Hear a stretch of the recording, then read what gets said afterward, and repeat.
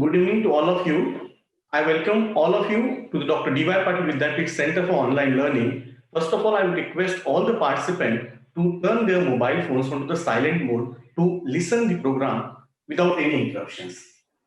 A warm good evening and hearty welcome to all present on today's evening. I, Dr. Yogesh Zozare, Assistant Professor at Dr. D.Y. Patil Vidyapeeth Center for Online Learning, welcomes all of you on this beautiful evening on the occasion of DEEKSHARAMBH Student Interaction Program with special motivational webinar Kickstart Your Career by Mr. Shiv Khera sir. To inaugurate this program, we will now have the lamp lighting ceremony. Light and brightness has always been equated with positivity, and motivation is seen as the harbinger of good. To start this off on an auspicious note, we will now have the lamp lighting ceremony, for which we have an esteemed dignitaries amongst us. May I request and welcome Honorable Dr. P.D. Patil Sir, Chancellor Dr. D.Y. Patil Vidyapeeth Pune, to light up the lamp. Along with, I also request and welcome Honorable Dr. Bhagyashree Patil Ma'am, Co-Chancellor Dr. D.Y. Patil Vidyapeeth Pune, to light the next week of the lamp. May I request and welcome Dr. Smita Zadav Ma'am to light the next week of the lamp. I also request and welcome Honorable Dr. N.J. Pawar Sir, Vice Chancellor Dr. D.Y. Patil Vidyapeeth Pune, to light the next week of the lamp. I also request and welcome Dr. A.N. Suryakar Sir, Registrar Dr. D.Y. Patil Vidyapeeth Pune, to light the next week of the lamp.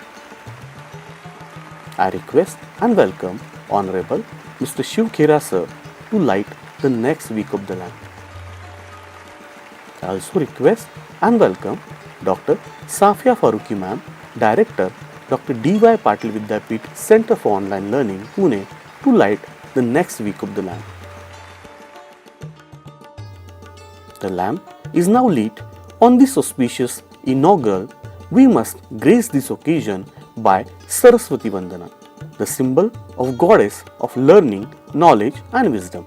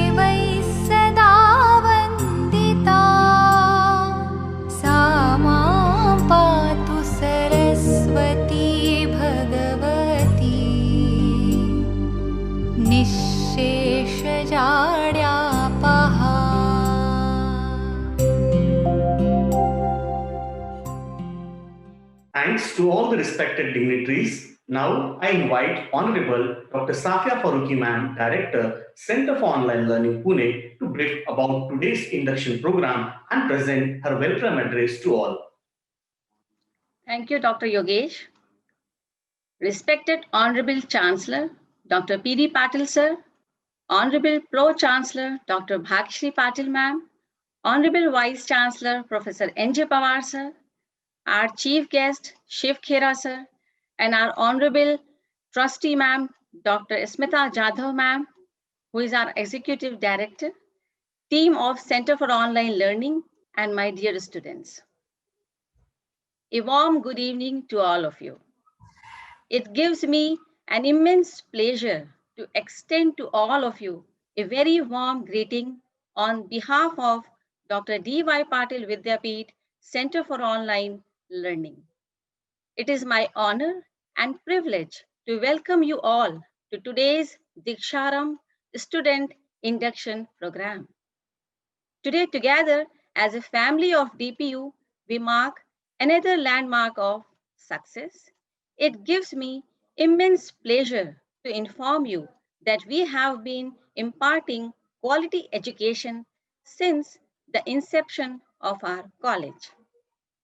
We believe that the development of a quality education system largely lies on the committed members of the faculty, quality infrastructure, supportive administration, large pool of learning resources, and last but not the least, hardworking and brilliant students.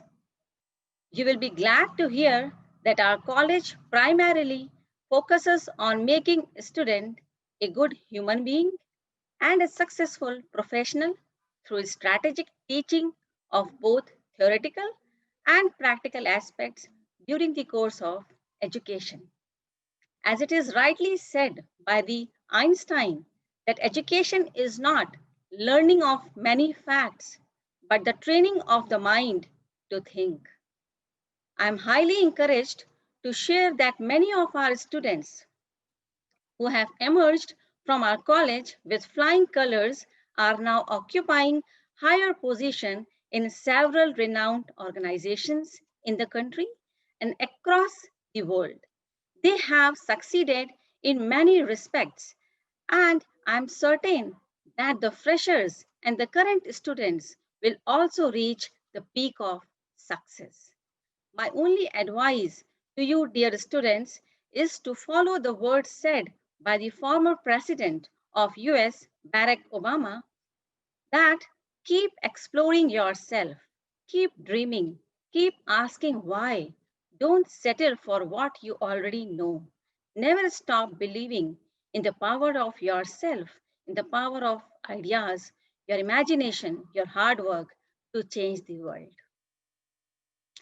On this pleasant and joyful evening, it is my honor to call upon the dais our Honorable Chancellor, Dr. P.D. Patil, sir.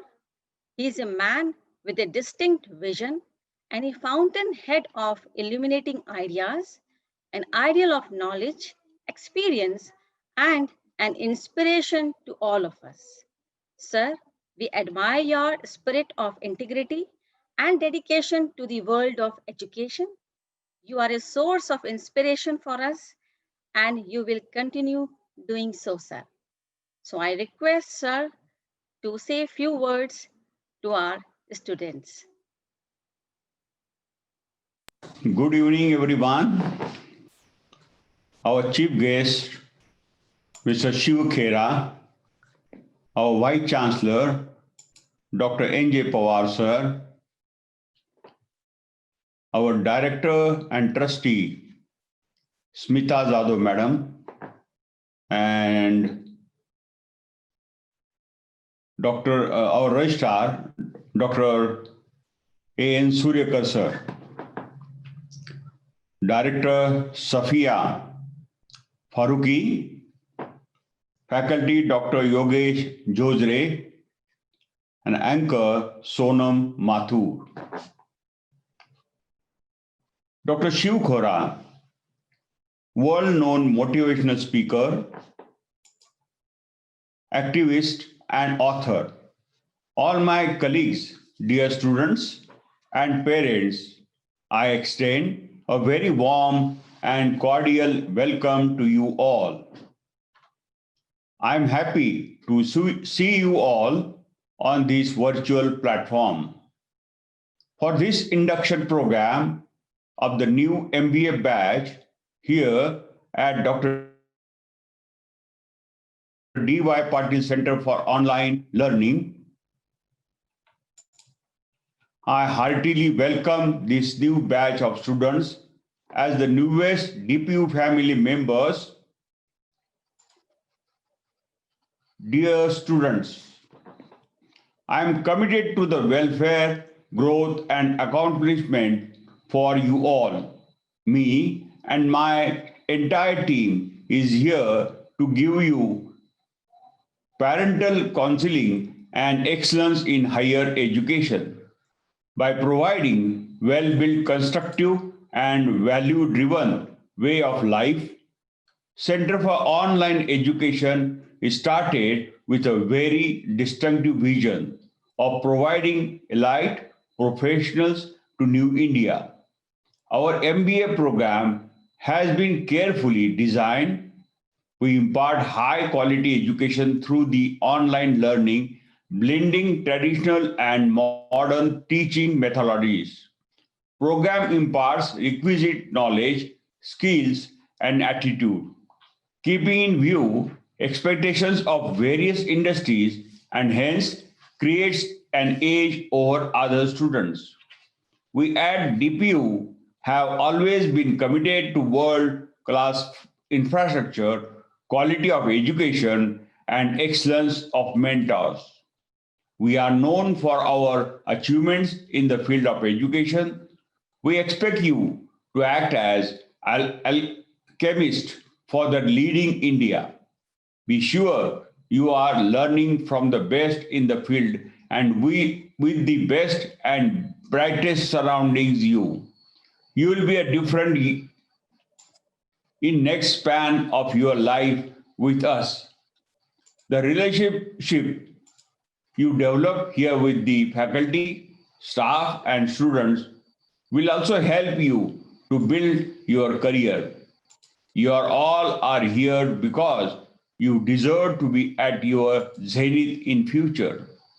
Today, the gracious presence of Shiv Khera has added more glory to this memorable occasion. As we know, he is a stalwart in the field of motivation. Shiv Khera is an institution in himself. It is indeed a great moment to be with him online.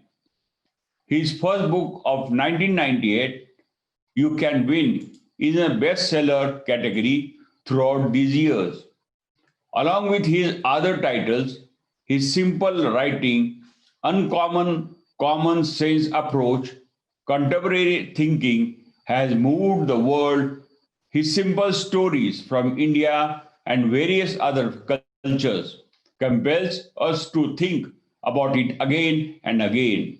His trademark quote, winners don't do different things, they do things differently, is always remembered by many successful people of the world.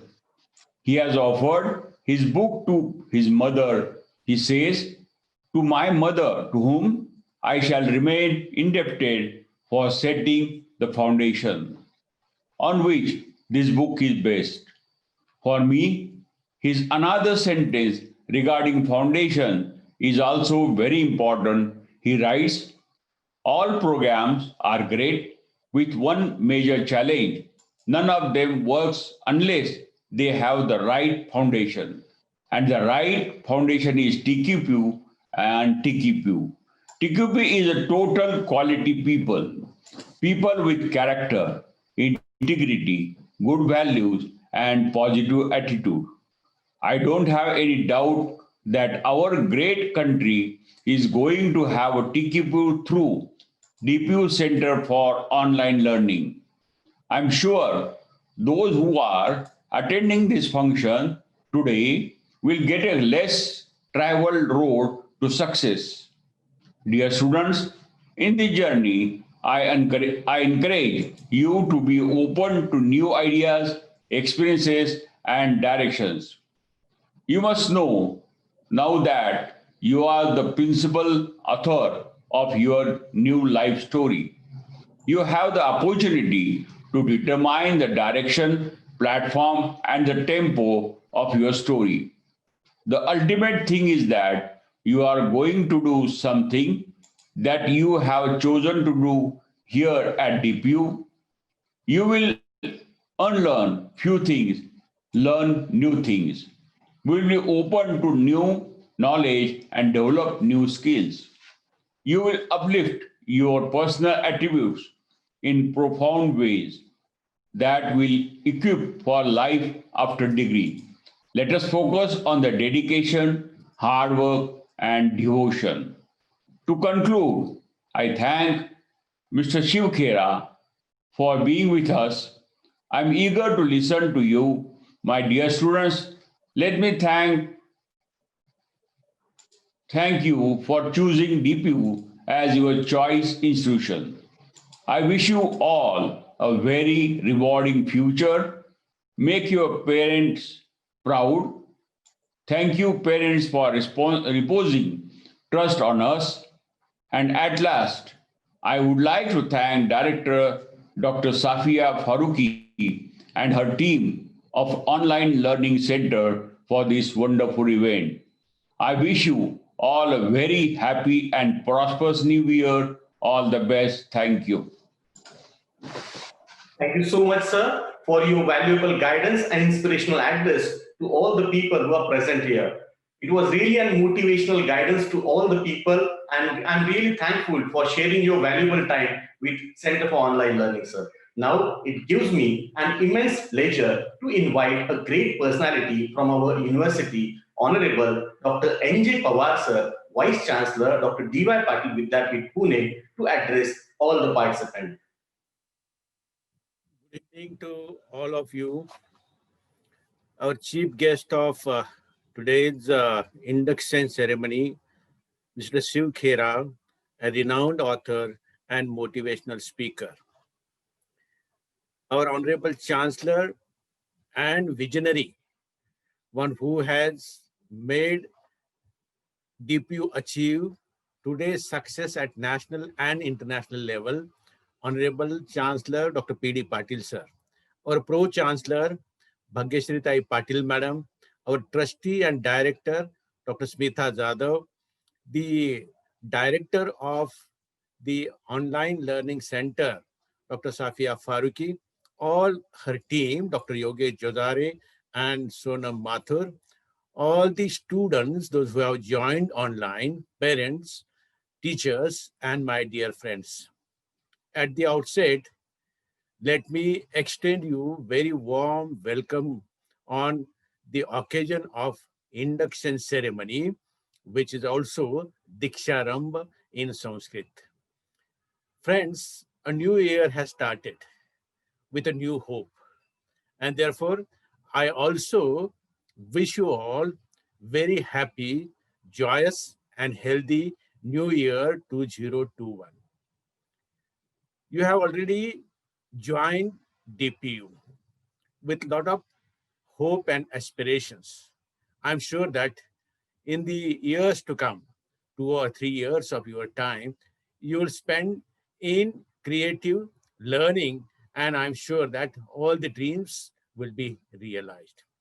DPU is a family of 10 different constituent colleges and institutions. One of them is Online Center for Learning, as well as we have other 9 constituent units.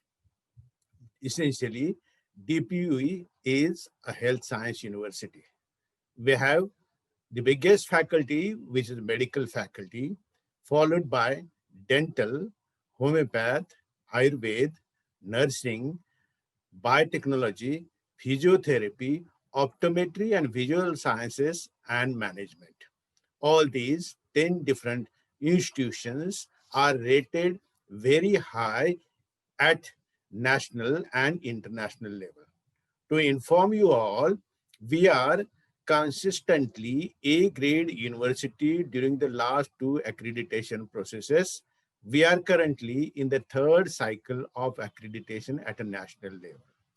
During earlier 2 cycles of accreditation, DPU has achieved A grade with the highest CGPA of 3.62 in the health science universities across India.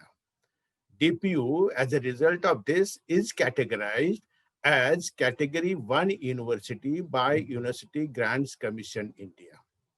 DPU is also participating every year in the national level ranking scheme, which is known as NIRF, which is a government initiative by the Ministry of Education, which was formerly known as Ministry of Human Resource Development, Government of India.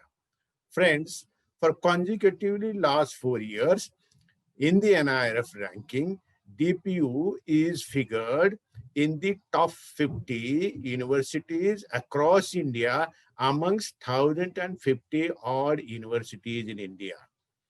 It is also known for its higher level of achievement in the medical field, which is in the top 20 medical universities in India. It is also known for its achievement in the dentistry, and that is the Dental College of Dr. D.Y. Patil Vidyapeeth is achieved third rank at the national level in the NIRF ranking. These achievements cannot be achieved without the visionary leadership that is provided by our Honorable Chancellor, Dr. P.D. Patil sir, Pro Chancellor, Dr. Bhagyashree Patil madam. Friends, we have nearly 850 odd faculty members in DPU, or 6,500 students in DPU, and also we have 4,000 odd administrative staff. With all these set of people, human resource, we have been trying to provide quality education to all our students in all the 10 different faculties. I'm sure that in the years to come, DPU will show the path forward for the growth and development of all the students, those who trust us and join DPU with a lot of hope and aspirations. Friends, it is said by a great thinker, Dr. Swami Vivekananda, that education is nothing but perfection within a man. DPU tries to see that this perfection is brought out by our competent faculty. And therefore, we will make sure that all that is possible, humanly possible, in the form of teaching and learning as well as research. We will make our best to provide you all. You have joined DPU. Let me once again extend warm welcome to you. And let me also assure that at any point of time, any difficulty that you face, feel free to talk to our mentors who are your teachers.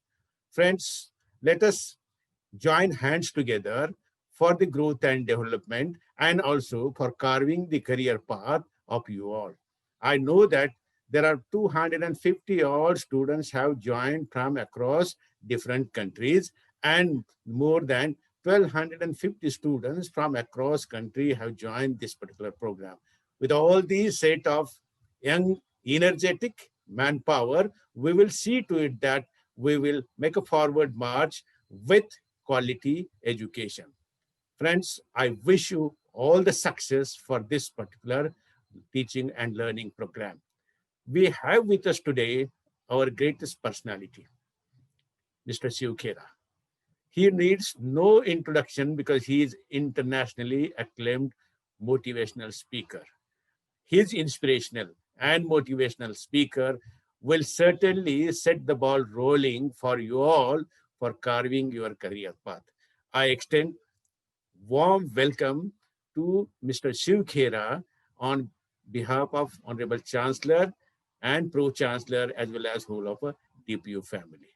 I once again extend you warm welcome and wish you all the success for all your future endeavors. Thank you one and all. Thank you so much, sir, for your valuable words and guidance to all the participants on this auspicious occasion. And also, I am thankful for your best wishes to our institute. Now, I take this opportunity to invite young, dynamic leader of our organization, who is always being the source of inspiration to all of us. Under her guidance and leadership only, this program has been started. So, may I request Honorable Dr. Smita Jadhav Ma'am, Executive Director, Dr. D.Y. Patil Vidyapeeth, Pune, to address all the participants on today's induction program. Respected chief guest, who is a great Indian author, activist, and a motivational speaker, Shiv Khera sir.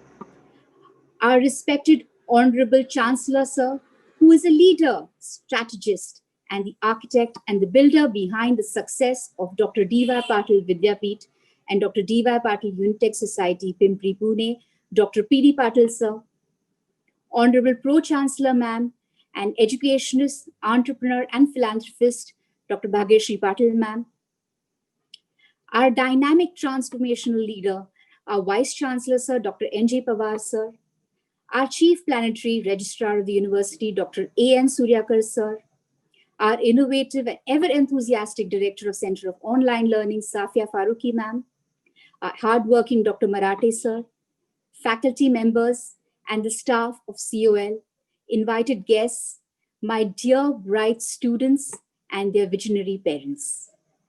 Good evening and welcome to the DEEKSHARAMBH program for the Center of Online Learning. It is both an honor and privilege to welcome you to this amazing community. If you're anything like I was when I started attending my MBA years ago, you are sitting there feeling a set of different emotions and asking yourself a lot of questions. Did I make the right choice? Is this worth the sacrifices I had to make to get here? In fact, I can assure each and every one of you that you are here because you deserve to be, and because you can bring something new and exciting to this diverse learning community. So I would like to congratulate you for choosing the Center of Online Learning for furthering your career and business building studies.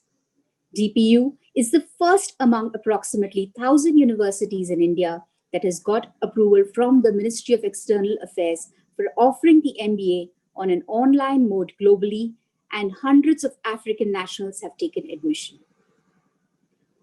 All the programs at COL are UGC approved, and 100% scholarship is offered by iLearn, Ministry of External Affairs, Government of India. If you are an Indian national, once you have completed your degree, you'll be eligible to plan for further studies and eligible for UGC scholarships and fellowships, eligible for NET, and can also apply for PhD. Even the foreign nationals can pursue their higher education leading to PhD, as the program is carrying the full recognition, licensing, and accreditation.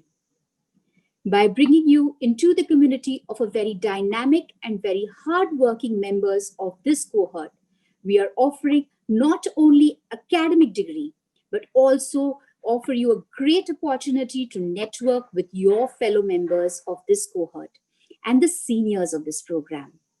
We can help you in finding the right job in India and abroad to help you in advancing your career. As for the program, it has been designed to reflect the increasing emphasis on management skills and abilities arising from today's disruptive market developments, and explores the complexity and diversity of global businesses in an increasingly interconnected and multicultural world post-COVID-19.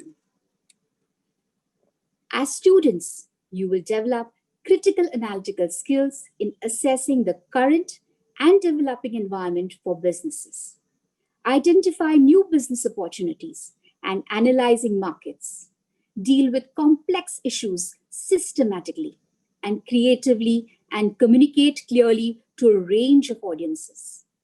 If you are already working, you can continue to work full-time in a business while learning and applying theory to practice to enhance your career development prospects. The program covers a blend of fundamental and in-depth senior management skills across leadership and management, and is designed for proactive, career-focused individuals who can progressively apply their learning and demonstrate an impact. Our flexible online delivery means that you can study with us at a time that suits you from anywhere in the world. You'll get an opportunity to reflect upon and assess your learning throughout the course using the journal function in the virtual learning environment. Our module structure encourages critical thinking by studying real-world scenarios, be they ongoing or complete. Linking these examples back to your own businesses will allow you to see new solutions and opportunities you may not have previously envisioned. If you want to try to solve the world job needs and you choose to become an entrepreneur, this program gives you all the necessary tools to do a successful startup anywhere in the world. With your ambition you can make it a global unicorn. We will give you all the tools and you just have to make use of them. Your assignments, project work, and the learnings through actual global business case studies will help you to travel in the right path of learning successful businesses. Before I conclude, I would like to offer you some simple advice on how to make the best of your experience here at the Vidyapeeth. Share your knowledge and skills. Don't keep them to yourself. Challenge yourself and your peers on a daily basis. Absorb everything. And above all, strive for excellence. In this context, let me share a small story with you. A German once visited a temple under construction where he saw a sculptor making an idol of God. Suddenly, he noticed a similar idol lying nearby. Surprised, he asked the sculptor, "Do you need two statues of the same idol?" "No," said the sculptor without looking up. "We need only one." But the first one got damaged at the last stage. The gentleman examined the idol and found no apparent damage. "Where is the damage?" he said. "There is a scratch on the nose of the idol," said the sculptor, still busy with his work. "Where are you going to install the idol?" The sculptor replied that it would be installed in a pillar 20 feet high. "If the idol is that far, who is going to know that there is a scratch on the nose?" the gentleman said. The sculptor stopped work, looked at the gentleman, smiled, and said, "I will know it." The desire to excel is exclusive of the fact whether someone else appreciates it or not. Friends, excellence is a drive from inside, not outside. Excellence is not for someone else to notice, but for your own satisfaction and efficiency. Don't climb a mountain with an intention that the world should see you. Climb the mountain with the intention to see the world. As former President of the US, Barack Obama said, "Making your mark in the world is hard. If it were easy, everybody would do it. But it's not. It takes patience. It takes commitment, and it comes with plenty of failures along the way." He also said, "Yes, you can."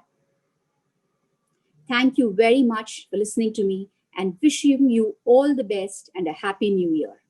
Thank you. That was an inspirational and motivational speech, ma'am. We all have been delighted and got great guidance by you, and also showing us the importance of excellence.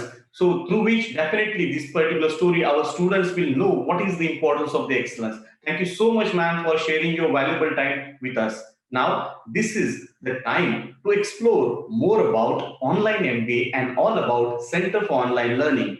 To unbox this, I request Mr. Sandeep to play the online MBA program introduction video. Based on a vision of Honorable Dr. P.D. Patil, Chancellor of D.Y. Patil University, Pune, and Mrs. Smita Zadhav, Executive Director, DPU. An MBA program is designed to develop future-focused capabilities of students. Here is your chance to be mentored by leading academicians and industry experts, and you can study in your own time, at your own pace. I'm Dr. Safia, Director of Center for Online Learning of Dr. D.Y. Patil University. An MBA program is designed and developed to seek out those capabilities which are required by the employer in the current scenario. First 2 semesters of our online MBA program are common for all the specializations. We have 8 specializations of our online MBA program, which are Human Resource Management, Financial Management, Marketing Management, Information Technology Management, International Business Management, Project Management, Operations Management, and Hospital and Healthcare Management. Online delivery model will give you freedom to choose when, where, and how much you want to study. An MBA program will prepare you for the workplace of the future. An affordable, a world-class MBA degree now made available for all. It will force you to think critically, innovate successfully, and solve problems creatively. After completion of this online MBA, aspirants shall enhance managerial competencies to take on corporate challenges in various sectors of the Indian economic environment. This MBA program is designed by academic and industry experts with the intention of improving various skill sets of the participants. This online MBA is 2 years spread over 4 semester programs. In the 4th semester project work, they will be able to make good use of all the courses that they have learned and be able to apply it and solve the complex issues they face in the domain in which they are working. They shall come out with unique, creative, innovative or out-of-the-box solutions in the corporate world. The program is delivered course-wise and unit-wise through a unique world-class learning management system platform. All units of all the courses are designed and delivered using 4-quadrant approaches as suggested in the UGC notification for online programs. Each unit has pre-recorded video lectures, e-text material, articles or notes, case studies, open resources, virtual class to clear doubts, FAQs, quizzes, self-assessment. Learner will be engaged continuously through learner management system features such as discussion forums, chatting, class wall, message, email, RSS feed, etc. The program is mainly for working class and is completely online mode right from the registration for the program to getting the degree. Visit www.dypatilonline.com. Yes, you all have got this opportunity to honor the degree of MBA through online mode from leading university of the world, that is Dr. D.Y. Patil Vidyapeeth, Pune. Now, without taking too much of your time, I heartily welcome our today's guest and author and motivational speaker, Mr. Shiv Khera ji. Shiv Khera ji is an author, educator, business consultant, successful entrepreneur, and motivational speaker. He is the founder of Qualified Learning System USA. Mr. Shiv Khera's 30 years of research and experience have helped organizations across the globe to grow and fulfill their potential. His client list is so impressive and includes Lufthansa, HP, Citigroup, HSBC, Canon, Nestle, Mercedes-Benz, Johnson & Johnson, to name but few.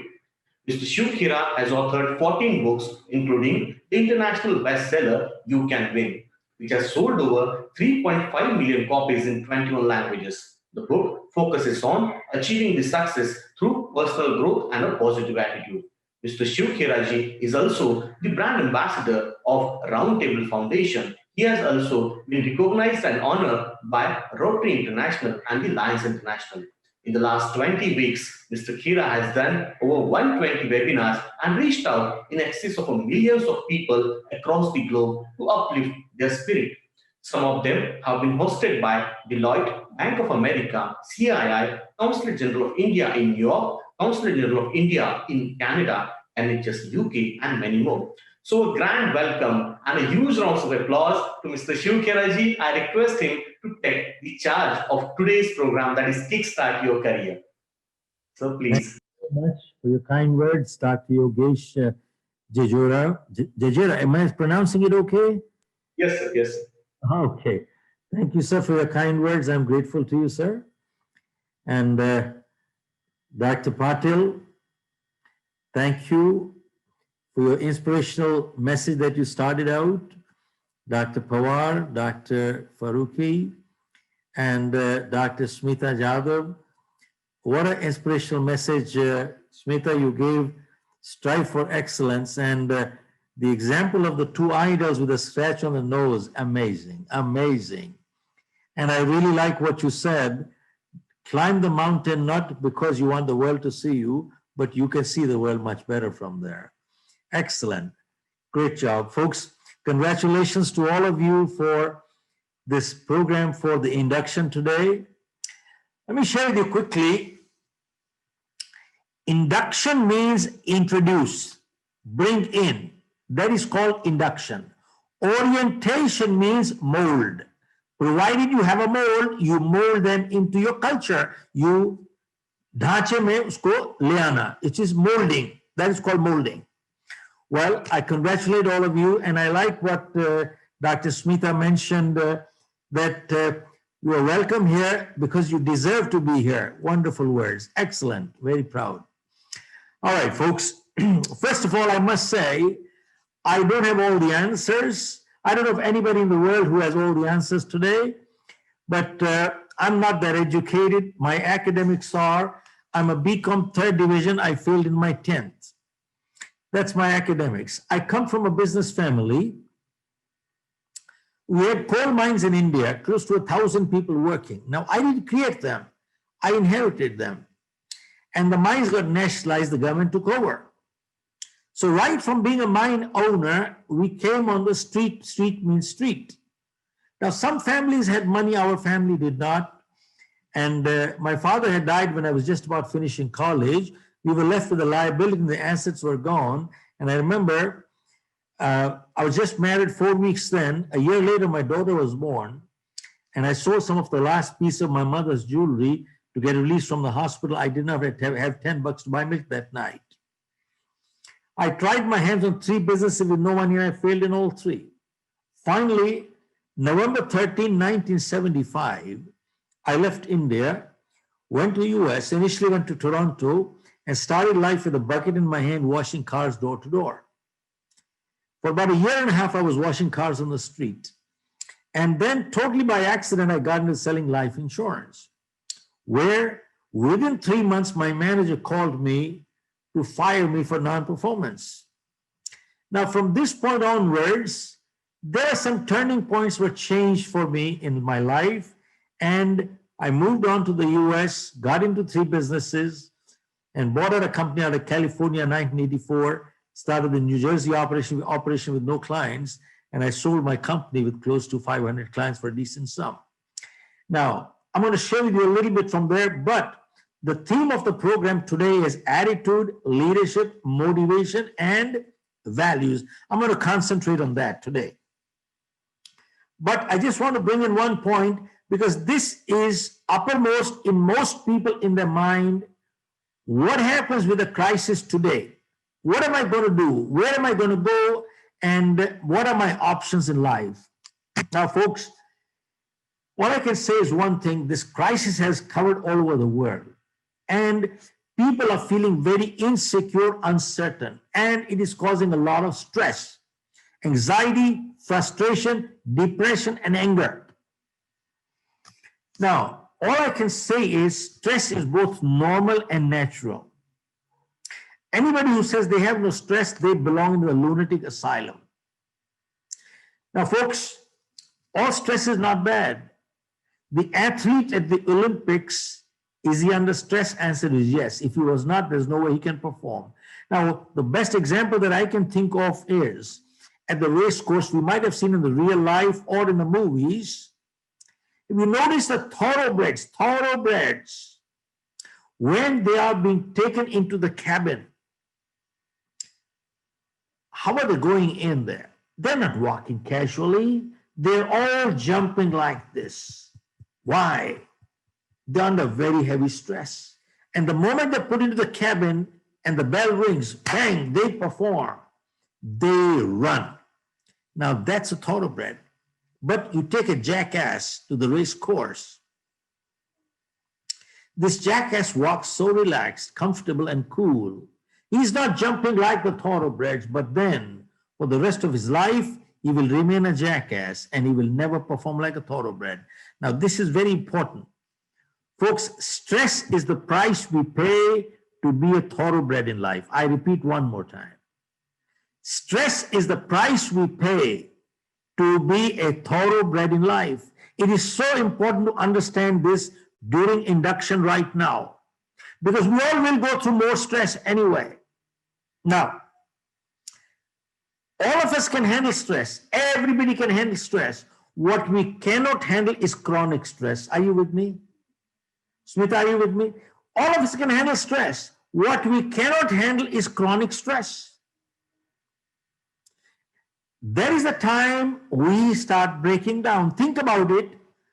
Folks, how come under the same set of circumstances, some people break records while others break themselves? How come? Identical circumstances. Now, you see, this crisis has impacted us three ways. One, our life. Two, our livelihood. Three, our lifestyle. It has impacted our life because none of us know who will be in quarantine next. Nobody knows. And two, what we do and where we go and who we meet could be a matter of life and death. That's the life component. Number two is livelihood. All over the world, there have been job cuts, salary cuts, businesses have closed, some permanently. In New York, 40% of restaurant trade has closed permanently, gone forever. And many, many more things are happening. Even the governments are going bankrupt because they are not collecting any taxes either. Now, this is the scenario as of this minute today. Now, there are many, many more things that we want to talk about, but the most important thing I want to talk about is on the livelihood part, because all you students that you will be tomorrow out there as entrepreneurs or in the job market tomorrow. This is very important. I was talking to a banker, and every few years you get a new buzzword. 5, 6 years ago, the buzzword used to be startup, startup, startup. So everybody was starting up. Then the buzzword became make in India, make in India, make in India. So everybody was making in India. And now the new buzzword is work from home, work from home, work from home. Let me ask you, maybe in some industry you can, in the IT industry you can, but tell me, how do you work from home in a construction industry? Smita, can you do it? No. How do you work from home in a manufacturing industry? You can't. So it is totally a new world today out there. But I had a banker visit me the other day, and I asked him, I said, you are paying salary working from home. Are you getting the output from people? Are you getting the output? Can you justify the salaries? Are you getting the equivalent output? Very interestingly, he said, Mr. Khera, the 80-20 rule applies. He said, Mr. Khera, only 20% people are responsible who can work without supervision. 80% people need supervision. Even if you give them measurable targets, they still need supervision. They are not mature enough. And people who are not mature, they think working from home is a paid vacation. It's not. Are you with me? Working from home is not a paid vacation. It is important that we need to understand certain basics while as part of our induction in the MBA program. And here is something very crucial. You see, there was a survey done by Gallup in the United States. It was a global survey, which said that 63% of people who go to work, they're disengaged. Means they don't do their job. And additional 24% are actively disengaged, which means they make sure that others also don't do their job. That leaves only 13% of people who go to work actually do work. Look at this. Only 13% of people who go to work actually do work. Now, Dr. Pawar, tell me, sir, only 13% of people who go to work actually do work. Tell me, is this not an integrity issue? It is a major, major integrity issue. Now, I remember when I was selling life insurance, I was on 100% commission, 100% commission. Now, if I didn't sell, I wouldn't make any money. It was performance-based, and I had no money to eat anyway. But while I was selling life insurance, I saw there were some people in our office, they were getting salaries, but they were not doing their job. And there is a time I understood and learned the difference between making money versus earning money. Remember, making money is criminal, earning money is spiritual. Are you with me? I repeat, making money is criminal, earning money is spiritual. Now, what is the difference between the two? When you earn money, you put your energies and ethics behind it. I repeat, you put your energy and ethics behind it. That is called earning money. And sadly today, most people want to make money. Very few want to earn money. Are you with me? This is the real world. And we need to understand that while we are going through the business school and MBA, you see, people are concerned with competition. There is so much competition out there. Let me address that part. And especially when I address business schools, people ask me, Mr. Khera, there's so much of competition out there. Many years ago, I was addressing a mixed group, large gathering of doctors, engineers, attorneys, accountants, carpenters, plumbers, electricians. Now that's a very mixed group. There were 200 people. I came in and I said, never in the history of mankind has it been so easy to succeed in life the way it is today.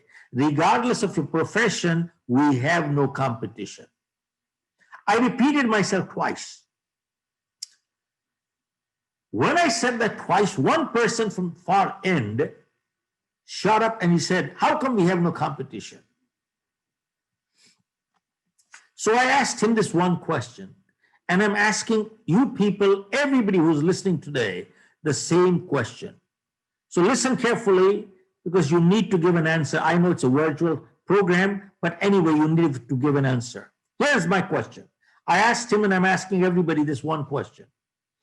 Folks, how many people do you know right now walking off the street who are willing to do a little bit more than what they get paid for? How many? I repeat one more time. How many people do you know right now walking off the street who are willing to do a little bit more than what they get paid for? How many? Smita, answer is hardly any.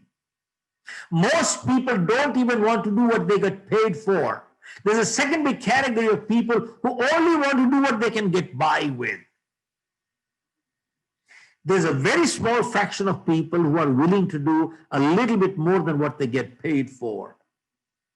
And I asked him, if you fall into that category, I don't care what your profession is, tell me where's your competition. Today, you can't even find a good attorney. You can't even find a good accountant. You can't find a good carpenter. You can't find a good plumber. You can't find a good anything. Question is, are you willing to do a little bit more than what you get paid for? Now, if you look at the life histories of successful people and organizations, those who have succeeded and then sustained success. Remember, success is one thing, sustaining success is another.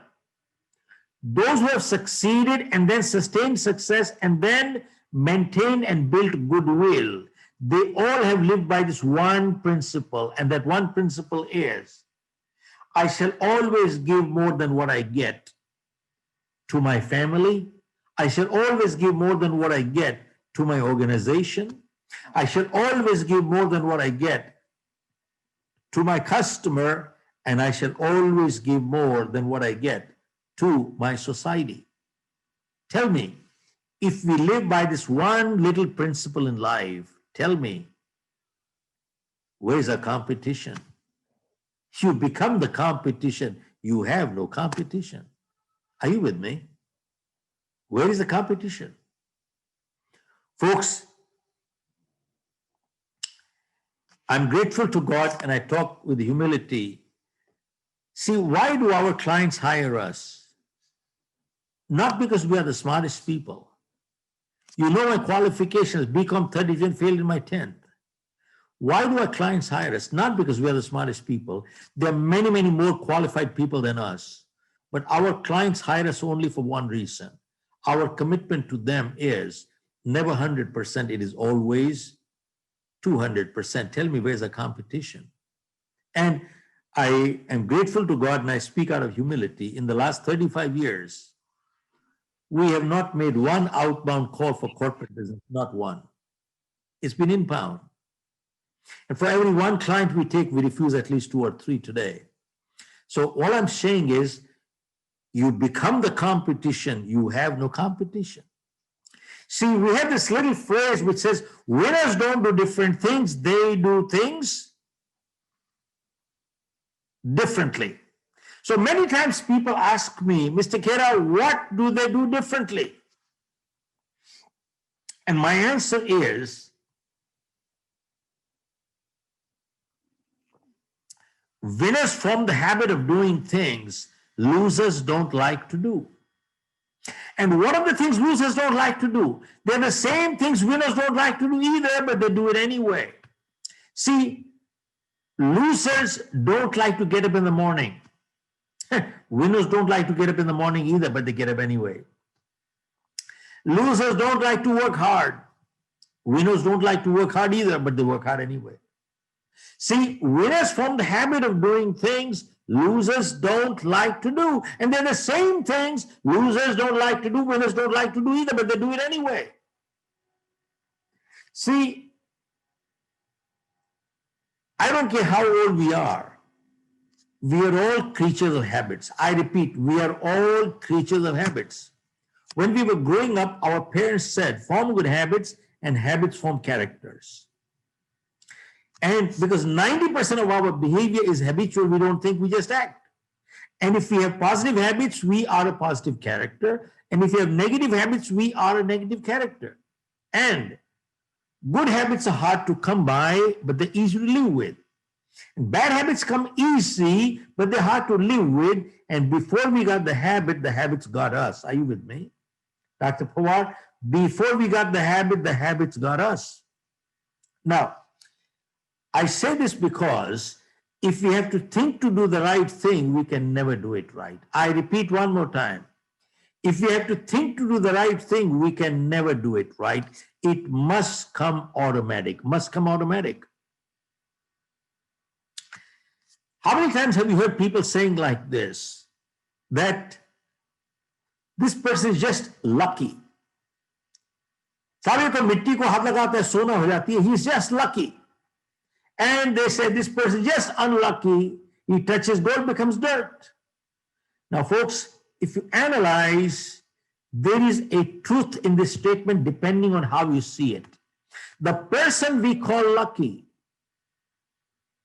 analyze their life, analyze every transaction in their life, and you will find the positive behavior has become habitual. Every time they do it, do it right. It happens right because the reflexes move right.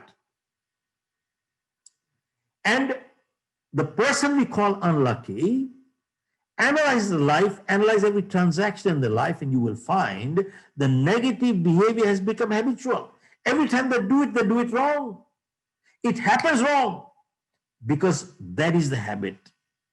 If we have to think to do the right thing, we can never do it right. It must come automatic. I'll share with you an example. Especially a lot of youth is listening, it they will relate to it. You see, in martial art, when you get your white belt, green belt, orange, purple, brown, black belt, 5 years later, this martial art student is doing what? Block punch, block punch, block punch. You know what?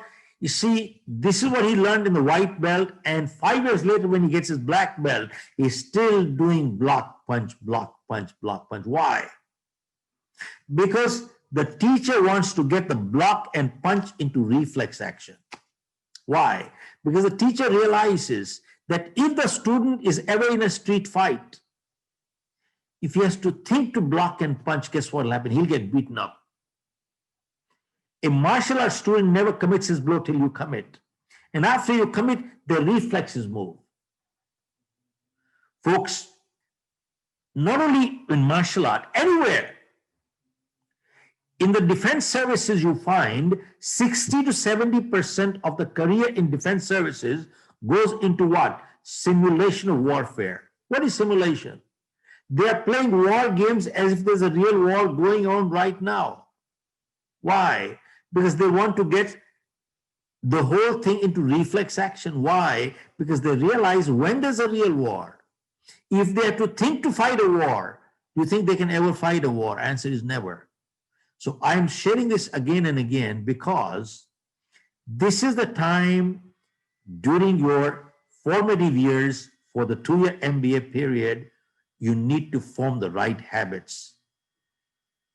Remember, no good place is going to place you. Placement is not the job of a university. You are not a placement agency. Our job is to prepare them. So no matter what they go in the, where they go in the world, they are prepared. They are prepared. Are you with me? That is what really we're looking at. Get them ready. Okay, see, now, I think Dr. Smita Yadav gave a very good example of the two ideals of the gods. But I'll share with you something here. What is the difference between a laborer, artisan, and an craftsman, skillful person, and a person full of art? Here is the difference. A person who works with a hand is called a laborer. A person who works with a hand and the head is called a craftsman. And a person who works with the hand and the head and the heart is called an artist. He is called an artist. Folks, unless we make everything into a form of art in life, we cannot do anything well in life. Nothing. Everything must become a form of art. Why I share this with you? Many, many years ago, the world record on high jump used to be 7 foot 4 inches. Not pole vault, high jump. Folks, how can a human being clear a bar 7 foot 4? Even 4 foot 7 is tough. So somebody asked the champion, how do you clear a bar 7 foot 4? And his answer was, I throw my heart over the bar and my body follows. Dr. Pawar, how do you like that? He said, I throw my heart over the bar and my body follows. How can he not be a champion? See, winners don't do different things. They do things differently. How can he not be the champion? Okay. Now, very important thing is,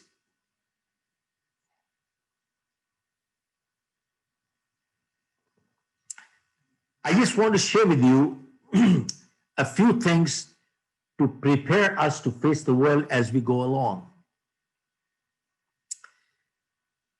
You see, how do we overcome this current crisis or any crisis in our life? What is a silver lining? I just want to share with you a few steps how to overcome the crisis and prepare to succeed and win. Prepare to succeed and win. If you want to take them down, please do so. I'll go slow. What I'd like to share with everybody is the Serenity Prayer. About 45 years ago,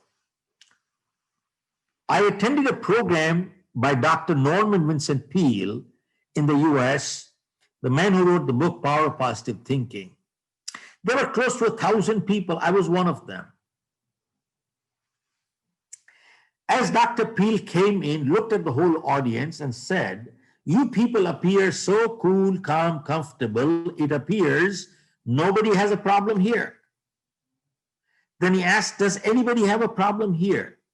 So everybody raised their hand. Who doesn't have a problem? We all have problems. So everybody raised their hand. Then he said, how many people would like to get rid of the problem? Again, everybody raised their hand. Then Dr. Peale said, while I was coming here, I came across a place where I saw some people lying down, all stretched out, relaxed, very comfortable. They had no problem whatsoever. How many people would like to know where that place is? Again, everybody raised their hand. Then Dr. Peale said, 2 blocks away from here, there is a cemetery.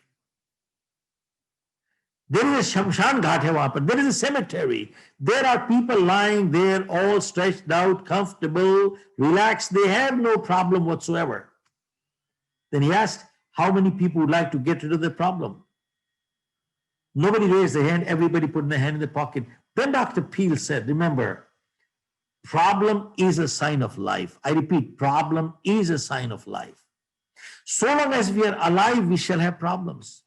The day we don't have problem, we'd be dead.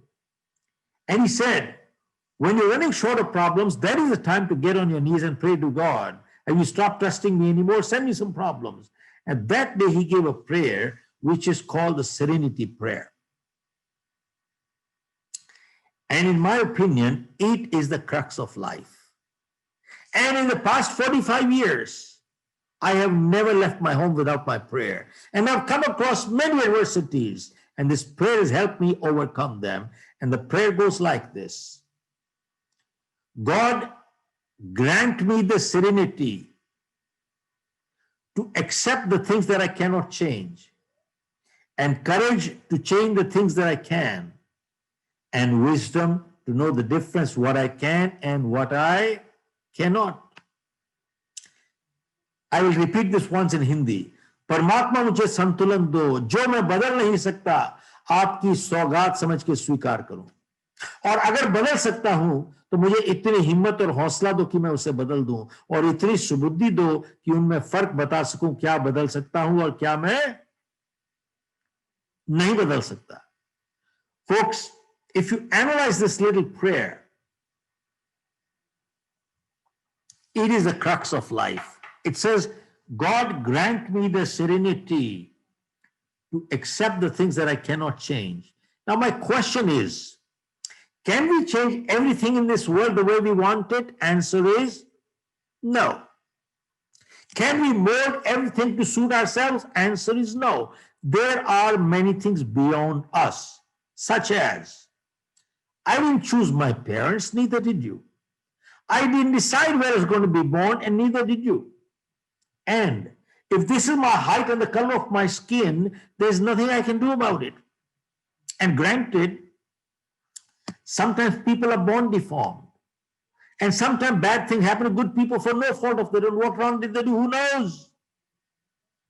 And how did this corona crisis come? Nobody knows. It's here. So it says, what I cannot change, let me accept it graciously, not grudgingly. Because many times in life, we keep fighting the things we just cannot change, and we bring stress into our lives, and we become paralyzed, and we become unproductive. So if I cannot change, let me accept it graciously, not grudgingly.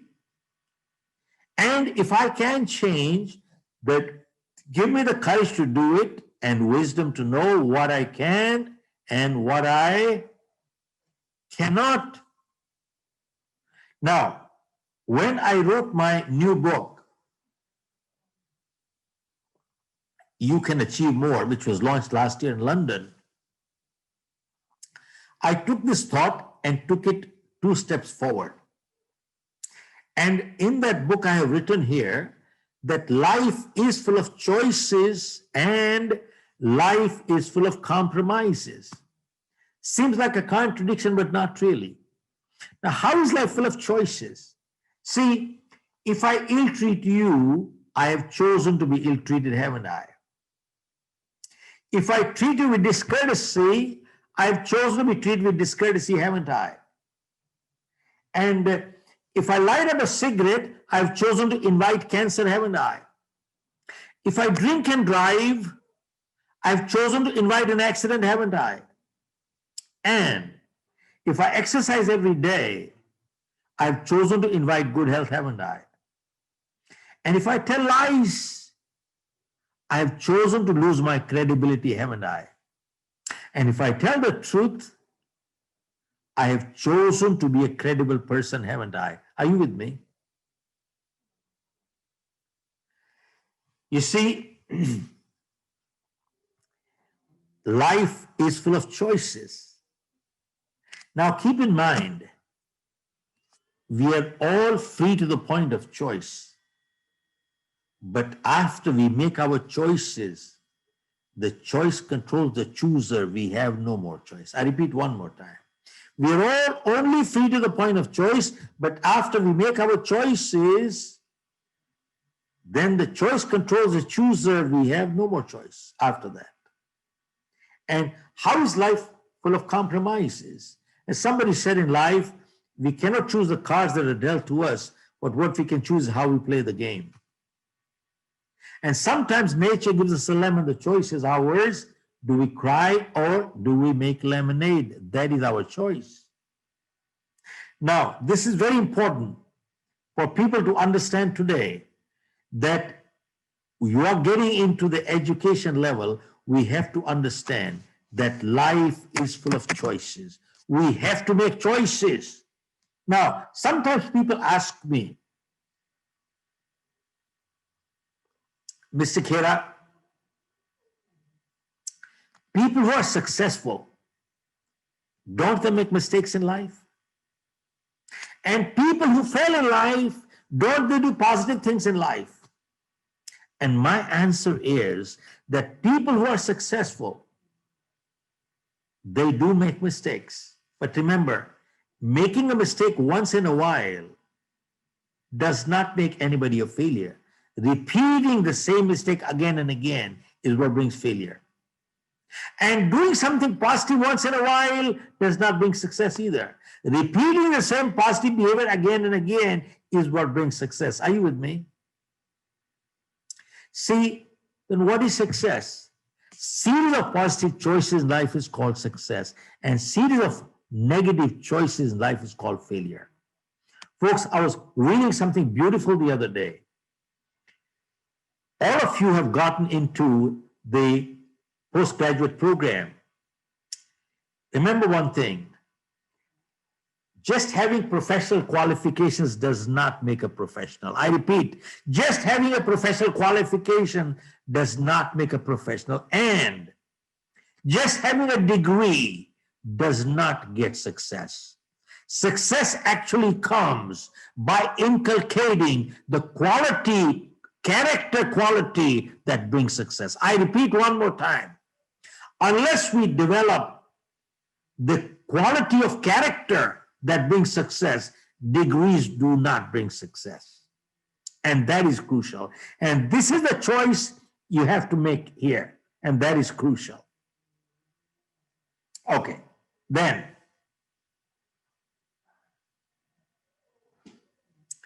You're launching a career. Now, one more thing is that step 2 is convert your wasted time to productive time. I repeat, convert your wasted time to productive time. How do you do it? Before this crisis came in the US, there was a global survey done which said an average American watches 3 to 4 hours of TV per day. Before the crisis, right now there are people watching 6, 7, 8 hours of TV per day.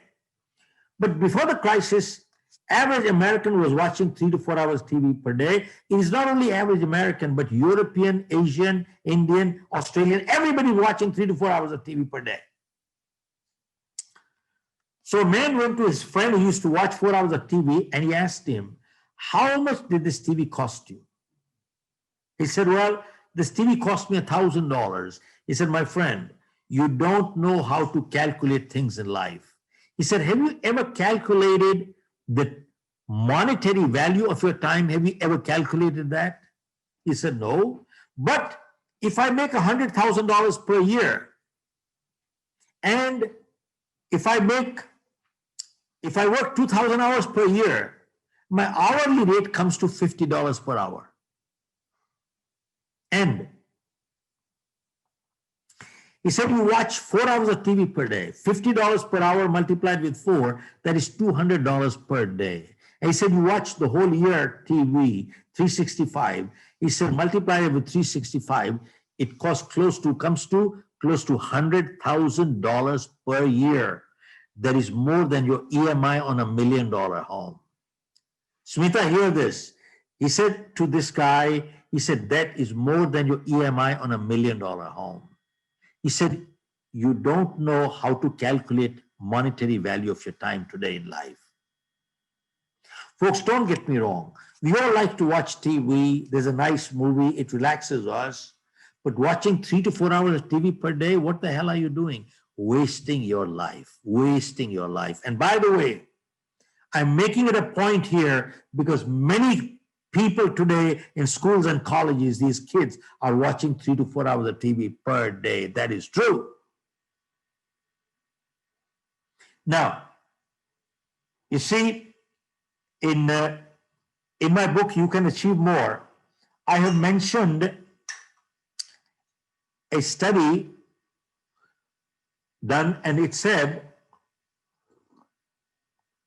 that about 85% of millionaires and billionaires in the world are first generation. I repeat, 85% of millionaires and billionaires in the world are first generation.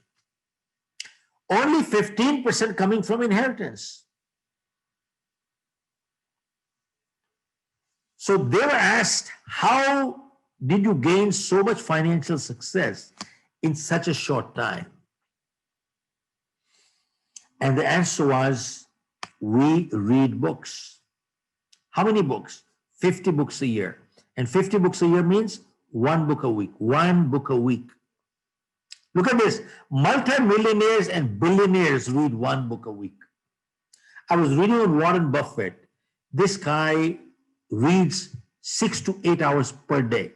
Bill Gates, an avid reader. And these people attribute their success to reading good books. Now, what does it tell us? There is a connection between learning and earning and learning and earning and learning and earning and learning and earning. Learn more, earn more, learn more, earn more, learn more, earn more. And they were asked, what kind of books do you read? And they said, we have no time to waste. We only read self-help books, only self-help, no fiction. Why? Because one good idea is worth $1 million. One good idea is worth $1 million. But there are many people today, especially today's student community. There are many people who say, well, I have no time. They're either unemployed or underemployed. Or they say, well, I don't have the money. When I have the money, I'll buy the books. You know something? These multimillionaires and billionaires make time. Nobody has time. And number two, these people say, when I have the money, I'll buy the book. Today, you can get any book for free in any library. Are you with me? You can get every book for free in a library. But they will not do it. They will keep complaining permanently. That's about it. Now, I've learned one more thing, Smita, that a serious reader will never borrow or lend books, never. Many times people come to me and they say, Mr. Khera, I got a great new book. I can give it to you. I can lend it to you. I said, don't. Either give it to me, gift it to me, sell it to me, but don't lend it to me. Why? Because I won't give it back to you. Why? Because when I read a book, I always underline, make notes on the side. Why? Because I learned one thing. Reading a good book once is never good enough. Why? When you read a good book second time, you don't find anything new in the book, but you find something new in yourself. When you read it the third time, you find something new in yourself. And the fourth time, the fifth time, and the fifth time, and sixth time, you find something new in yourself. But you know something, Smita, there are people who tell me, Mr. Khera, I've read your book once. I said, you wasted your time and money also. You haven't got anything out of it. Nothing, zero.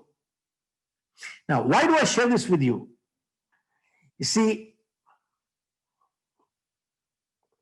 Arrow Electronics from US, $26 billion company, they're my clients. And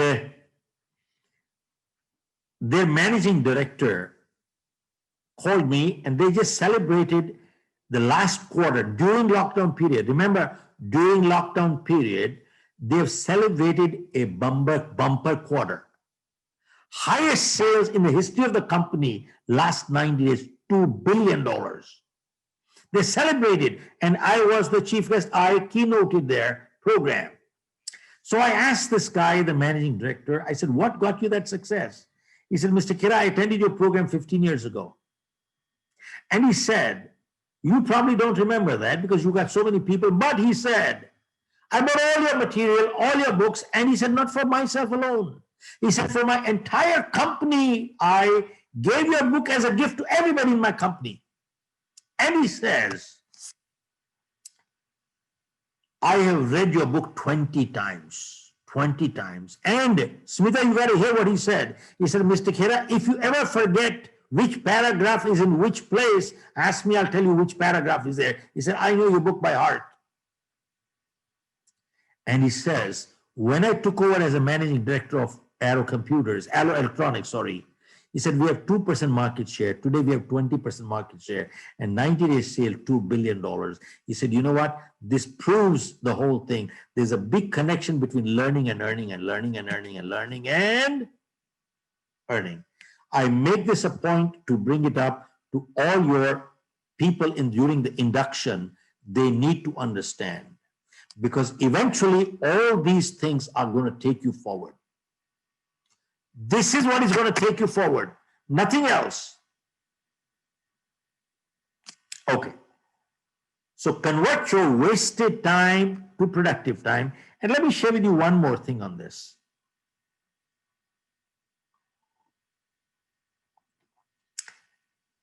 Lockdown, if during the lockdown period, if you have not upskilled yourself or become more knowledgeable or become healthy and fitter, we cannot blame that we did not have time. I repeat, if during the lockdown period, if we have not upskilled ourselves or become healthier and fitter and become more knowledgeable, we cannot blame that we did not have time. Now, why I share these three things? One, lockdown came in March. I did my first webinar on April 8th. Now, till April 8th, Dr. Pawar, sir, till April 8th, I was learning to do SMS from my grandchildren. I did not know how to open the computer. In my life, Yogesh, I had never done an email, never. I learned to operate I'm not an expert even now. I learned to operate the computer on April 8th. And since then to date, this program that I'm doing for you tonight is my 129th program. And by the way, I'm getting paid for it. I just did a program for Bank of America, Deloitte, all over the world. I'm getting paid for it. This has opened up totally a new line of business for us. Totally a new line of business. And right now, we are giving out dates in February right now. So one, I'm upskilled. Two, become more knowledgeable. How? One time I used to read about 30, 40 books a year. But in between, I dropped the habit. I went back, got my books back again. I started reading my books again. I spent every day 2 to 3 hours per day in reading a good book or listening to some good videos, 2 to 3 hours. So I am relearning what I have to learn. And 3, I've lost 6 kilos of weight. I'm exercising every day. I'm enjoying it. I'm feeling healthy and fitter, which I never felt 25 years ago like this. And if this crisis goes on for 2 more years, I'm laughing. Not that I wanted to, don't get me wrong. But all I'm sharing is that if during the crisis, if you have not upskilled yourself or become more knowledgeable or become healthy and fitter, we cannot blame that we did not have time. Are you with me? We cannot say that. Okay, step 3. Step 3.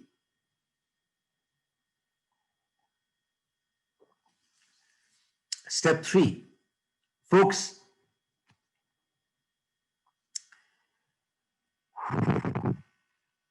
if you want to get prepared to launch yourself in the world, third thing, very important, is build strong relationships in life. I repeat one more time.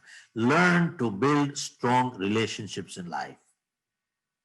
Folks, our biggest asset in life is not our bank balance. Our biggest asset in life is our relationship balance.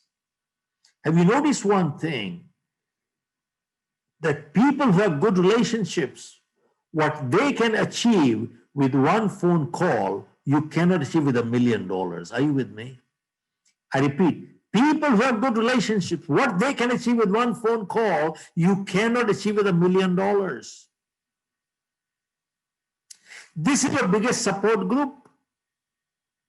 Now, when we talk of relationships, we talk of what?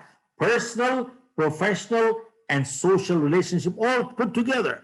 Now look at this. God forbid, if any one of us was in the hospital tonight, how many people will be around us? Maybe 1, 2, 3, no more. And sadly, those are the people who are most neglected also. I repeat, they are the most neglected also. We need to reevaluate our priorities. Reevaluate our priorities. Now, when we talk of priorities, I'm going to come back to relationship again. You see, till the crisis came, all of us were in the fast lane. Everybody was running. We had no time. Look at this. The amount of time-saving devices we have today, we've never had that many in history, and yet we don't have what? We don't have time. You know why? Because somewhere we messed up our priorities. And I'm not just giving lectures here. I'm guilty myself. And when we mess up our priorities, we forget to distinguish between what's urgent in life and what's important in life. Urgent may or may not be important, and important may or may not be urgent. But the interesting thing is that whenever we ignore what is important, it always converts into urgent. See, health is important, but it's not urgent. Exercising every day is important, but it's not urgent. If I have a crucial meeting tonight and if I cannot exercise, it's not the end of the world. But if I ignore my health long enough, guess what happens? I'll end up in the hospital. Same thing. In life, relationships are important, but they're not urgent. And if you ignore relationship long enough, you start talking through your lawyers.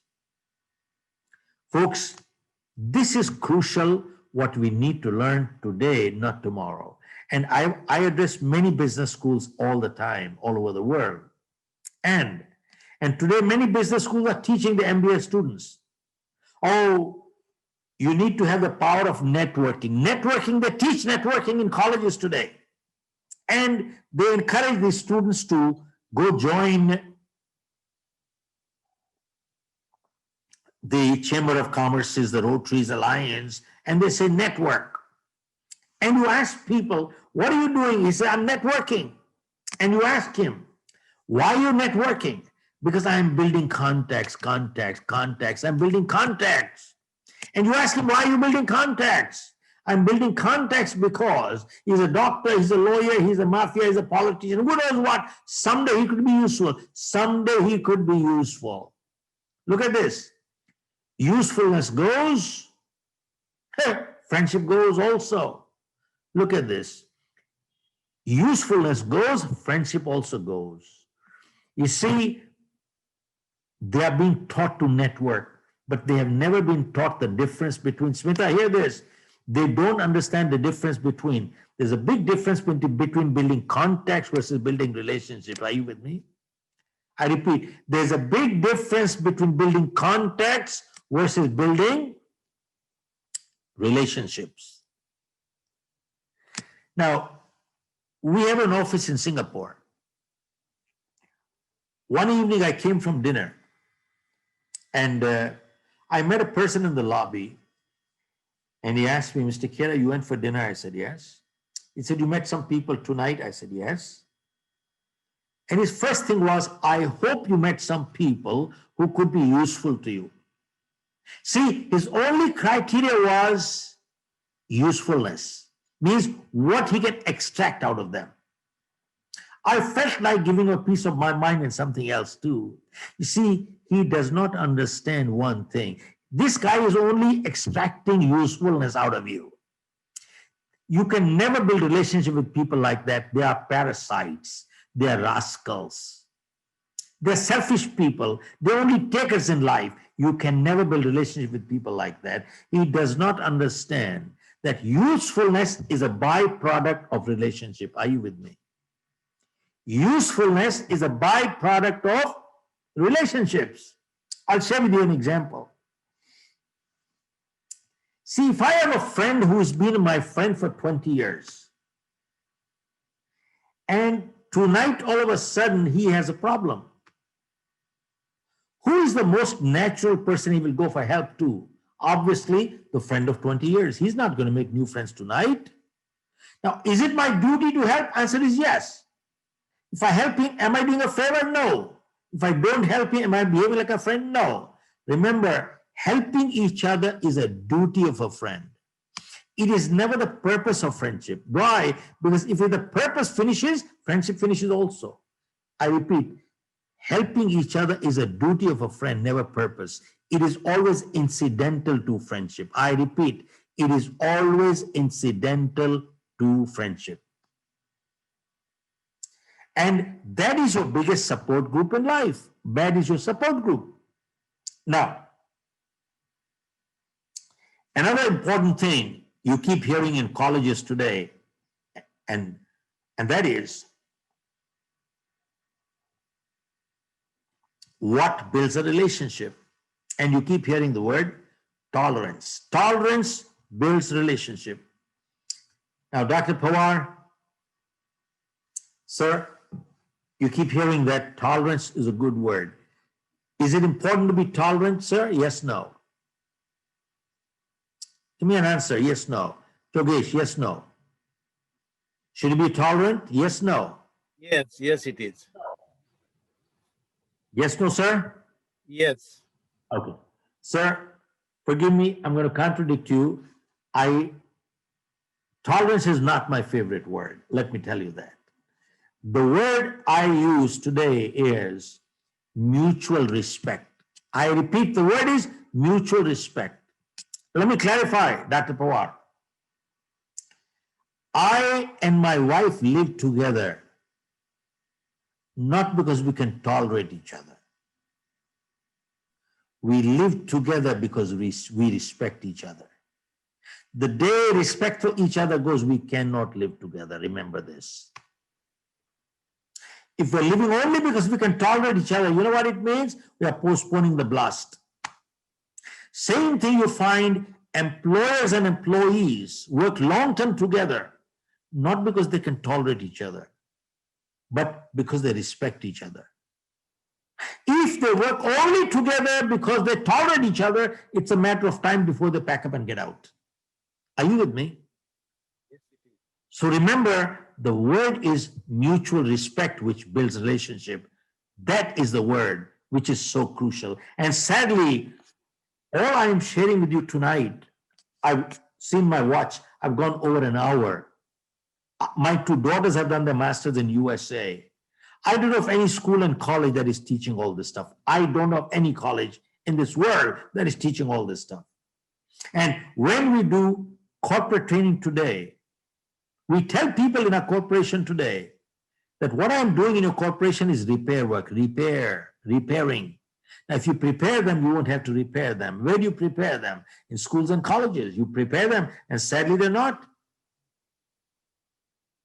And in fact, we just signed up with James Cook University out of Australia. Their dean went through our program, and he said, Mr. Khera, I've been in academics for the past 25 years. And he said, we need this badly. Degrees, we can get it anywhere. But he said, we need to set up a center of leadership excellence. So in the Singapore campus, we're doing that now. And we've created a program called Prepare Them, Don't Repair Them. Prepare them, don't repair them. And we've been doing this program for the past 5 years at Rajgiri Business School in Cochin. Prepare, don't repair. And this is crucial part is the preparation to face the world today. That is crucial. Okay. And next one is become a proactive person, not a reactive person. If you want to go face this world, become a proactive person, not a reactive person. Now, what does that mean? When we do our 4-day leadership programs,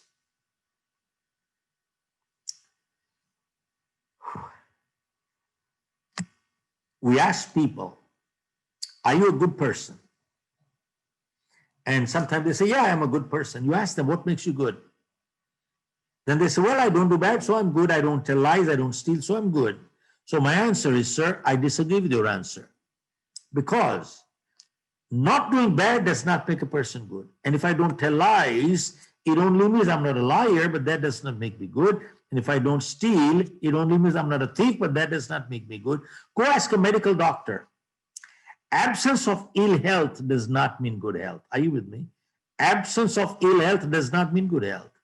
So a person does not become good because they don't do bad.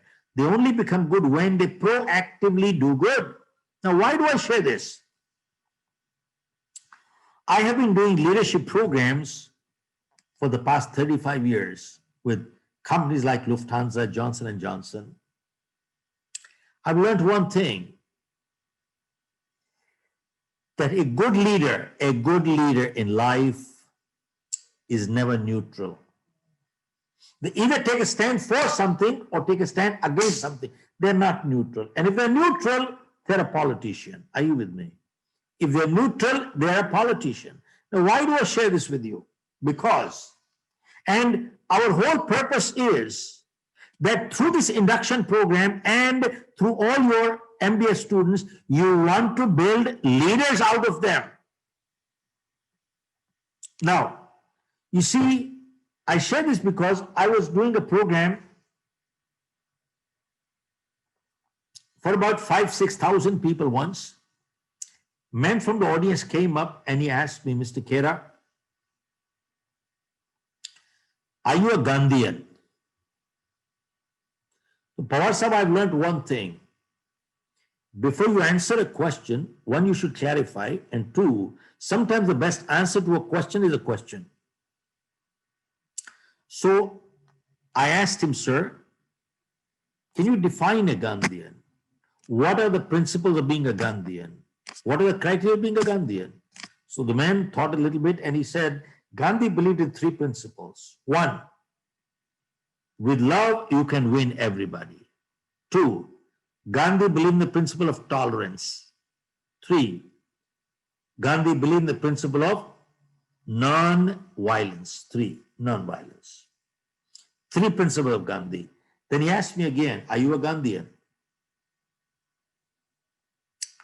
I told him, I said, sir, I have been in the US for the past 45 years, but I'm an Indian. And we respect our epics like the Ramayana, the Bhagavad Gita, and the Guru Granth Sahib. I've not read them, but I've heard them. So I said, I don't know what came to my mind. I just asked him, sir, can you tell me, was Ram a Gandhian? Let us look at your 3 principles of being a Gandhian. 1, you said with love, you can win everybody. Tell me, was Ram able to win with love? Answer is no. 2, you said tolerance. Did Ram say, I'm a very tolerant person. You kidnap my wife away. It's okay, I'll get a second one. You'll kidnap a second one, I'll get a third one. You'll kidnap a third one, I'll get a fourth one. Did he say that? He said, no, I do not tolerate kidnappers. 3, you said non-violence. I said, tell me, what did Ram do? He pulled out his weapon and he had to kill the evil. Even for self-defense, that is called violence. It is violence. Now, that means Ram failed all 3 tests. That means Ram was not a Gandhian. And Ram didn't say, I have unconditional love for you, man. Unconditional love, you keep hearing that. And then you also hear many schools and colleges teaching this, that see things from the other person's point of view. He said, I can't see things from a kidnapper's point of view, otherwise I'll also become a kidnapper. How can you see things? You can't. He didn't say I'm neutral. He took a stand for something, took a stand against something. Why go that far? Just look at the life history of 10 Sikh Gurus. The 10th Sikh Guru, when the Mughals were forcibly converting at that time people into Islam, was he able to win with love? Answer is no. 2, did he say, I will tolerate your terrorism? He said no. Did he pull the weapon? He said, yeah. He pulled out his weapons. He was not a Gandhian either. So I said, you keep talking of scriptures. I think this is, we need to teach our schools and colleges today. You very clearly, when we keep talking of our scriptures, I don't think we have understood our scriptures either.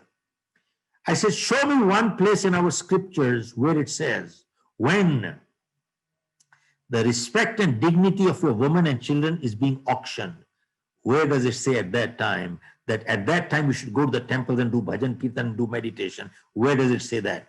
Nowhere has it said that. There is the time to fight, and not fighting is called cowardice. And I said, sir, I am not a Gandhian. On the criteria, I am not a Gandhian. I say this because very important. Our youth, our people must understand in life that to be a leader, you need to take a stand in life for something in life and take a stand against something in life. And if that was not the case, if you could win everything with love, you would not have a Ramayana in this world. You would not have a Bhagavad Gita in this world. There was zero. We need to be very clear. Okay, second last item, then I'll close this. Folks, our youth, everybody needs to understand that in life, to go somewhere, to go up in life, we need to accept responsibility. We need to stop playing the blame game. Stop playing the blame game. Why do I share this? You see, in life, remember, faith gives strength. But blind faith leading to superstition weakens people. विश्वास ताकत देता है, अंधविश्वास इंसान को कमजोर बनाता है. You see why I share this? Because one of the biggest damage done to India has been done by our media. You open up any newspaper or open the TV, what do you see? Horoscope. And there is a Babaji sitting there with saffron or white clothes with 3 tilaks here, 3 tilaks there, and he's asking, where are you calling from? Naam bolo, janam tithi bolo, time bolo. And then he says, Guruji malum nahi. He says, don't worry. He has a laptop and he does tick, tick, tick, tick, tick, tick, tick, tick, tick, tick, tick, tick. And he says, I've got it.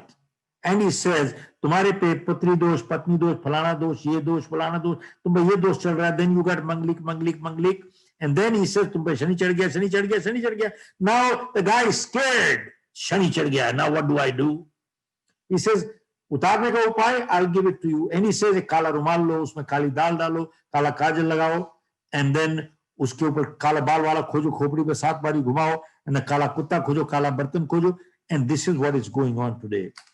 Folks, this is exactly what is going on today.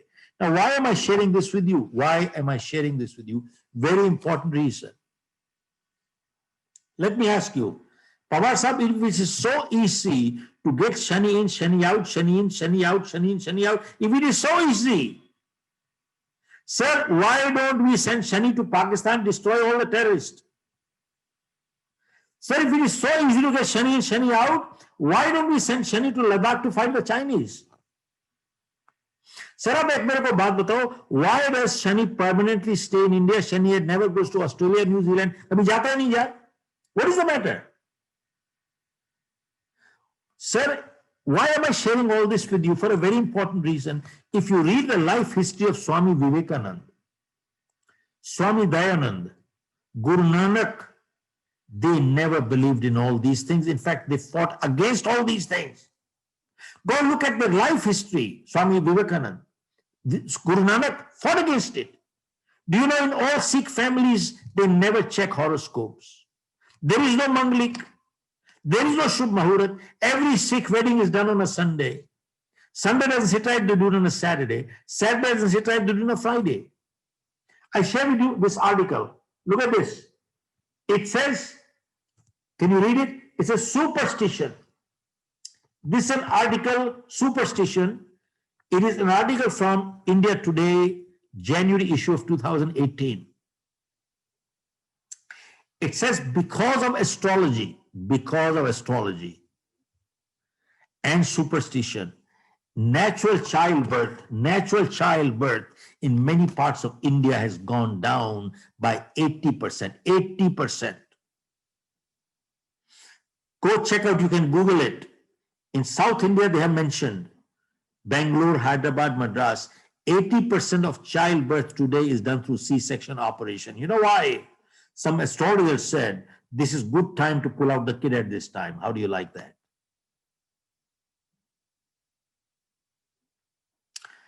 You know something? I share this for a very important reason. Our youth MBA, PhD are doing all this stuff today. Now, every Saturday at the traffic light, what do you see? There is a guy with 7 mirchi, 1 nimbu selling to get rid of shani. दूर क्यों जाते हो? लोग जाते हैं, बाबा जी भगवा पहना है, बाबा जी क्या करें, उसके पांव पकड़ते हैं. The guy should be in jail, man. Have you seen those people? They go by the thousands, and one Baba ji says, तुमने कल जलेबी खाई थी, नहीं खाई थी? He said, that's the problem. कल गोलगप्पे खाए थे, नहीं खाए थे? That's the problem. What a joke. And people go to these Babas and say, Baba ji क्या करें, क्या करें? एक बाबा कहते हैं, बेटा प्रीत करो, प्रीत करो.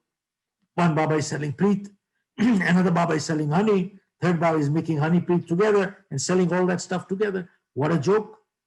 मैं आपको एक उदाहरण देता हूं. I was going to the airport and the driver hit the brakes so hard, the car came to a screeching halt. So I asked him, भैया क्या हो गया? He says, अब बिल्ली रास्ता काट गई. बिल्ली रास्ता काट गई. तो I asked him कि भैया क्या होगा? कहता साहब गाड़ी रोक देता हूं, अब शुगर है कुछ नुकसान हो जाएगा. I said, if I miss my flight, बड़ा नुकसान हो जाएगा. I asked him कि भैया क्या करोगे? कहता गाड़ी रोक देता हूं. मैंने कहा कब तक? कहता जब तक दूसरी गाड़ी ना निकल जाए. मैंने कहा उसका नुकसान हो जाएगा. He said that's his problem. This guy had answers to everything. He said that's his problem. Then I asked him, I said, supposing you were 15 yards ahead, and supposing the cat had crossed the street, and supposing you had not seen the cat, and if you had driven straight, you would have been the first car. In that case, what would have happened? Pawar साहब उसका जवाब सुनिए. कहते हैं साहब, in that case बिल्ली की power कम हो जाती है. How do you like that, sir? बिल्ली की पावर कम हो जाती है. साहब एक बात बताओ, पढ़े लिखे PhD MBA ये कुछ कर रहे हैं आज. Why am I sharing this with you? And Smita, hear this very carefully. You see, as a teacher, as a parent today, all we teach our kids, 2 words. You know what the 2 words are? Success and win. Succeed and win. Succeed and win. Succeed and win. These are only 2 words we teach them. But let me ask you, Smita, does life always go up and up and up and up? Or life is a roller coaster, you go up and down and up and down, up and down? True? Up and down. Yes, no? Okay. You know something? All we have taught our kids is only success and win, up, up, up. But today, they are not prepared to face a downturn in life. And when a downturn comes, they are not prepared. And today, do you know what is going on?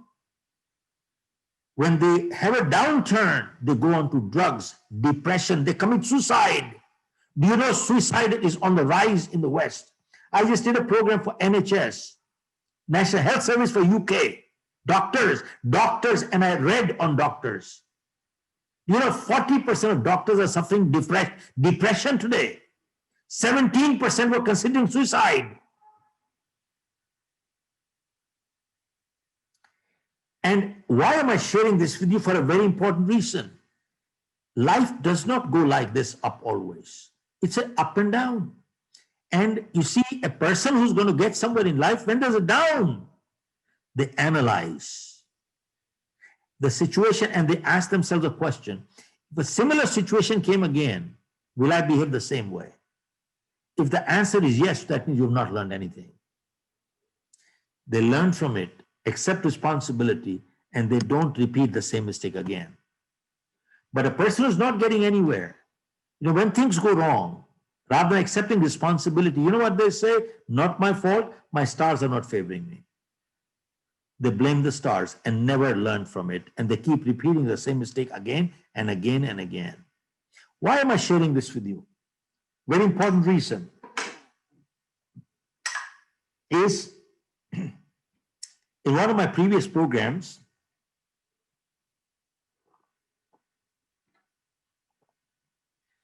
somebody asked me a question. Mr. Khera, there are people who go to temples. They stand in line for 12 hours, 14 hours for darshan. Are 14 घंटे line में खड़े darshan के लिए.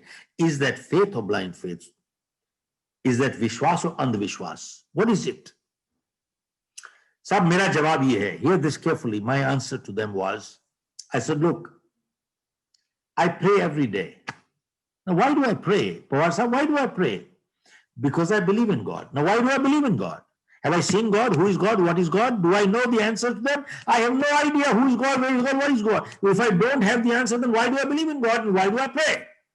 The reason I believe in God is because there are so many things that are beyond human, totally unexplained. Now, unexplained could be miracles or mysteries. I don't know. There could be miracles or mysteries. I have no idea.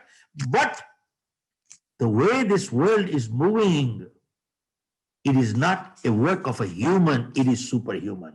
And that superhuman is what superpower. Superhuman is called a superpower. The superpower, in my opinion, is called God. That's why I believe in God. But in the last 45 years, I have not gone to any temple barring 6-7 times. That's all. And I feel very strongly that 90% people who go to temples today, they go there more out of fear than out of faith.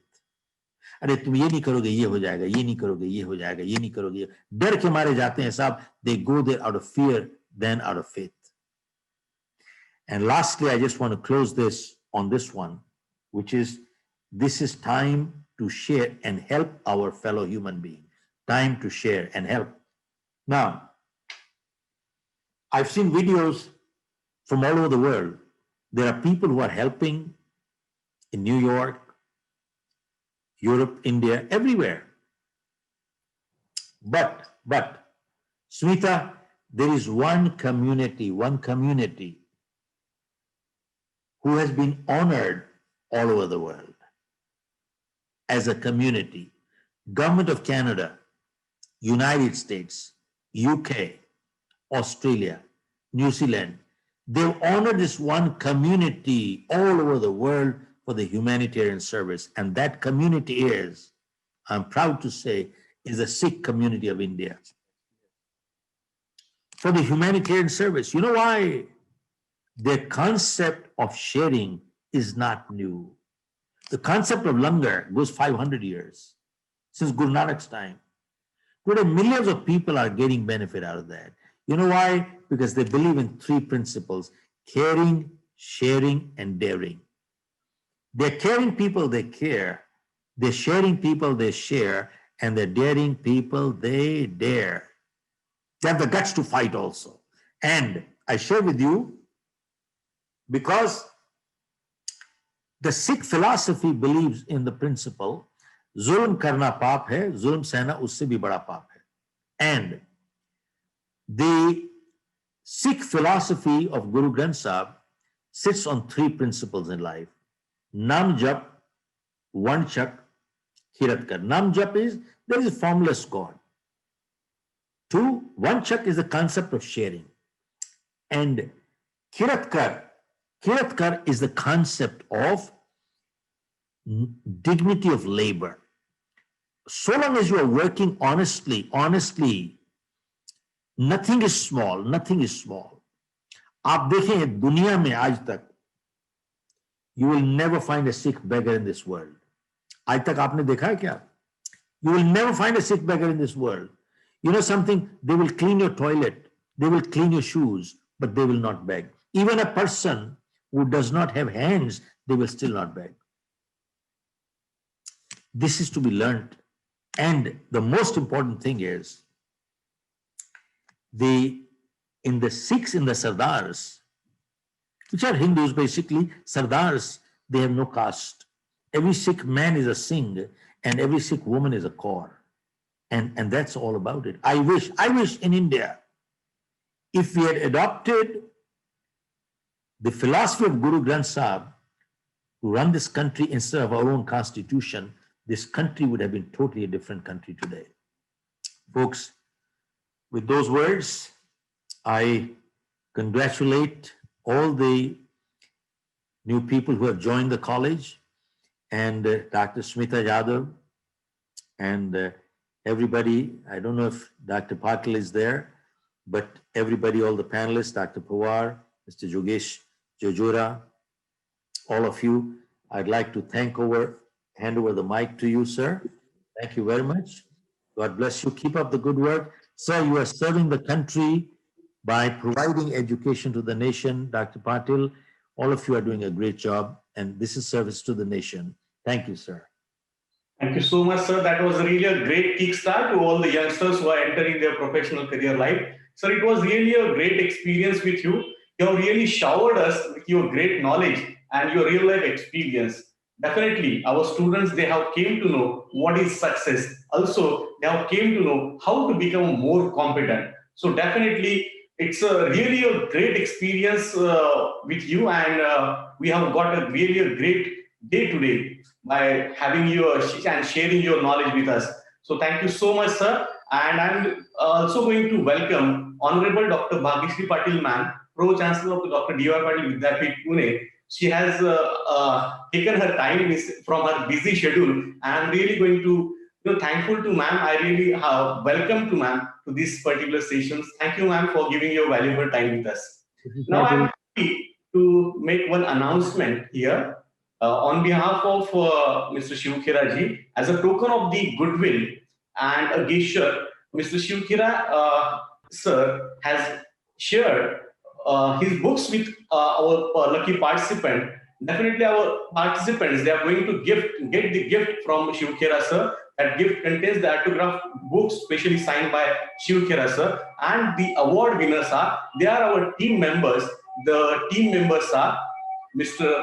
Subhash Kate, Ms. Dipti Vigardive, then Mr. Prashant Kalshekti, Mr. Soham Mohite. All these people, they will get the books of Mr. Shiv Khera sir. These books are you can win, you can achieve more, and you can sell. So these books will be given to them as a token of love and token of good gestures to all our lucky participants.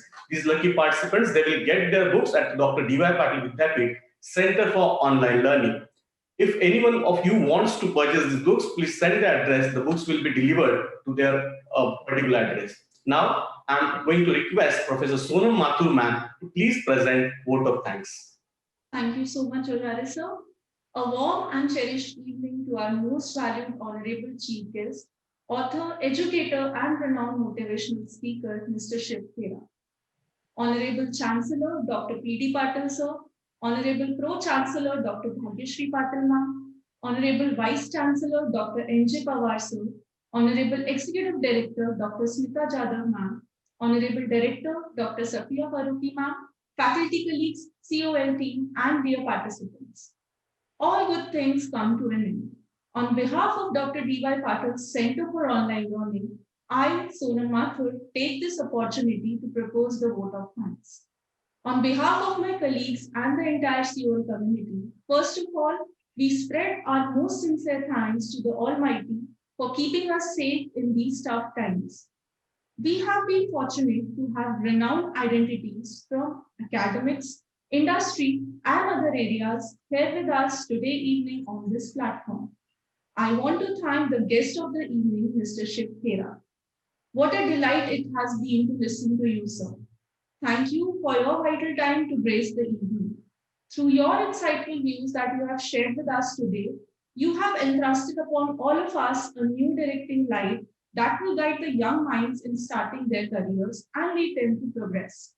So you have indeed obliged us with your experience, the instances of failures, rejection, and the perseverance with sheer will of rising up.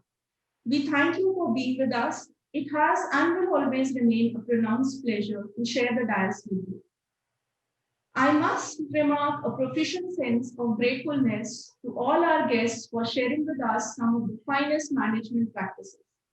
I thank Dr. P.D. Patil sir for adorning the evening and sharing with us his graceful opinion. I thank Honorable Dr. N.G. Pawar sir for being the brick solid foundation that he has laid down with his opinions and ideas. I thank Honorable Pro-Chancellor Dr. Bhagyashree Patil ma'am for her presence, constant support and blessings. I thank Honorable Dr. Smita Jadhav ma'am, an anchoring force, a guide and a motivator to all of us for ever supportive and uplifting views today. Dear students, yield them. They are your life lessons. I would like to thank our director, Dr. Safiya Faruqi ma'am, for her words of wisdom that radiated a source of energy within us. We will ever remain grateful to you and we thank you for your never say never attitude. My heartfelt thanks goes out to all our faculties who have always stood by as guides, leading and motivating the students. I feel proud to be one of you and thank you for making us feel happy with your presence today. We have been fortunate enough to be backed by a team of very motivated and dedicated individuals.